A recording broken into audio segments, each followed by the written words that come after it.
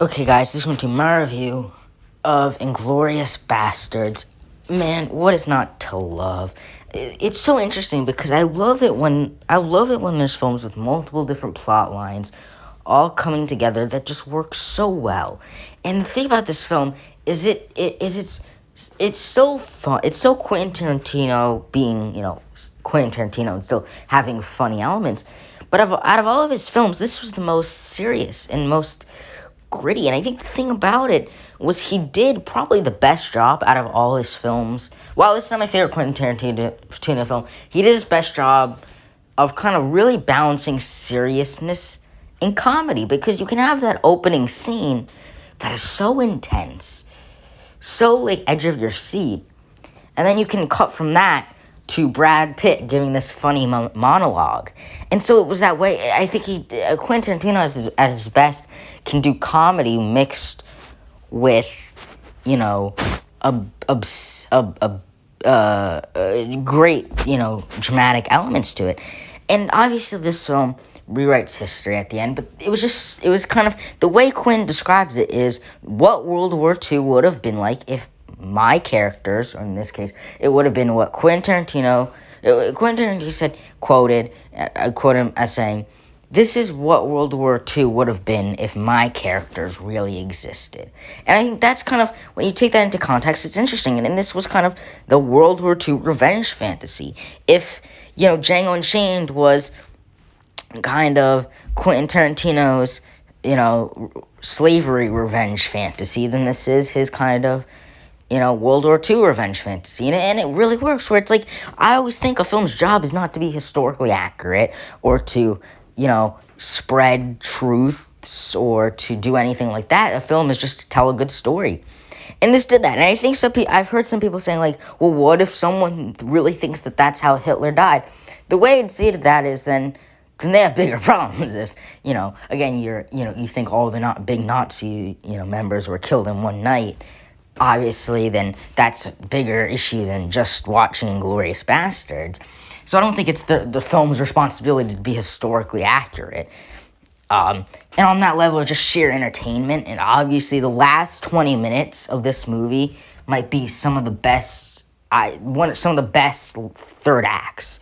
Quentin Tarantino is so great, and throughout across the board with his films that I've seen, he's just so great at wrapping up the story so well, where I think it's so hard to stick the landing. And Quentin Tarantino, one film after another, sticks the landing. And I'm telling you, though, the ending where everything comes together, because you see, Shoshana, and you see, Brad Pitt's character. You see, I remember Shoshana's name, but I can't remember any of the other ones.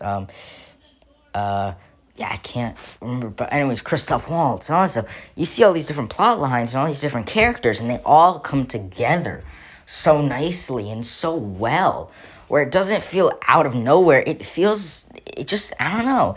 There was something so interesting about it. And again, that brilliant way of capturing comedy with still not shying away from, the horrors of World War II. That's another thing that this film does great, is you would think it's Quentin Tarantino, it's a comedy or comedic elements or, all this stuff.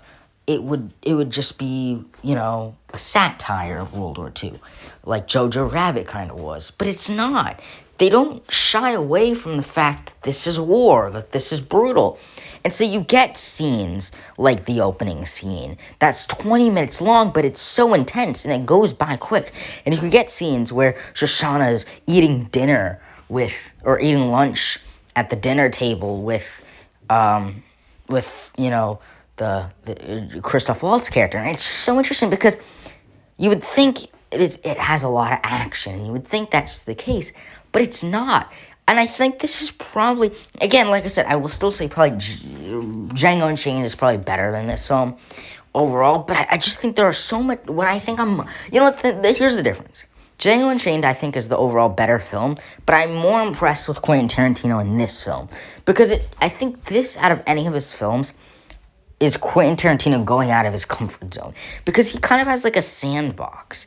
And while this film is kind of what I'll say, my analogy is, if Quentin Tarantino has a sandbox, this film is in the same park. It's in the ballpark of his other films, but it's different because whereas the other films, I would say, I just think the story. See, the thing about Quentin Tarantino is the characters make those films what it is. Whereas I think this film, the story makes the film what it is. Because I think that's fascinating to me.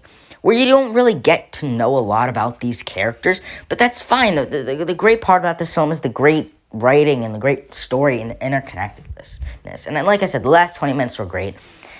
And I think the middle act was a little slow. Like the tavern scene could have been sharpened up a little bit. You could have chopped that down a little bit, But really, again, this film was just so wildly entertaining. Because even that's the thing. The thing about Quentin Tarantino is his films are so long, but even when it's like, okay, so what will you cut if it's so long? But then it's like, I could trim down the tavern scene, but it's so good when they're playing kind of, cards or whatever. And another thing is, this is very much a international film. I just watched Babel a couple days ago, and these kind of films are way different, but they're kind of similar into that. There's not kind of one type of film. There's not, or one type of, type, or I don't know how to say this, one type of nation focused. You got Americans, you got obviously Germans, you got Frenchmen, you got the British, and so all that stuff is so interesting because you get kind of that full scope of the war. And I think what I love is it's showing the espionage of the war, whereas obviously it doesn't go for like the full frontal like combat side of war, but it goes for more of the whole espionage and spying. And so it's like, yeah, it's funny, but it's also about spying, and it can be still dramatic and deep. And so yeah, I overall really, really liked Inglorious Basterds.